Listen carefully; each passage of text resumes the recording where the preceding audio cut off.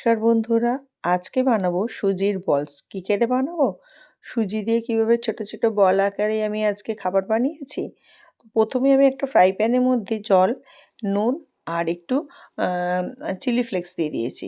দিয়ে ভালো করে নাড়াচাড়া করে আমরা যেভাবে সুজি করি বা হালুয়া বানাই ওইভাবে করে দেবো। একটু শক্ত শক্ত হবে, দেখুন এইভাবে করে নেবো। নিয়ে আমি সুজিটাকে ঢেলে রেখে দেবো।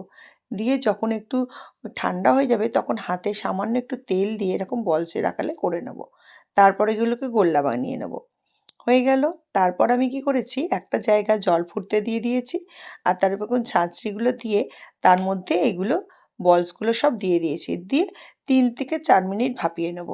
এবার আমি একটু কাঁটা চামচি দিয়ে দেখছি, দেখুন কিছু লাগেনি, তার মানে বলস আমার রেডি। এইবার ফ্রাই প্যানে আমি আবার একটু তেল দিয়ে দিয়েছি, মানে সর্ষে তেল। তার মধ্যে একটু সর্ষে দিয়েছি, একটু কারি পাতা দিয়েছি আর একটা শুকনো লঙ্কা কুচি কুচি করে কেটে দিয়ে দিয়েছি। আপনারা এতে তিল থাকলে তিলও দিতে পারেন, আমি আজকে আর দিইনি। দিয়ে এবার বলসগুলো দিয়ে একটু টস করে নেব। নিয়ে আমি একটু দিয়েছি চাট মশলা। চাট মশলা দিয়ে টেস্টটা খুব ভালো লাগে। দিয়ে চাট মশলা দিয়ে ভালো করে নাড়াচাড়া করে পুরো সমস্ত বলসগুলোর মধ্যে যখন চাট মশলা লেগে যাবে তখন আমি নামিয়ে নেব। দিয়ে আমি সুজি দিয়ে পরিবেশন করব। দেখুন তো কেমন দেখতে লাগছে, ভালো লাগছে না? বাড়িতে অবশ্যই একবার করবেন। এগুলো অনেকে অনেকভাবে করে, আমি আমার ছেলে মেয়েকে এইভাবে করে দিই।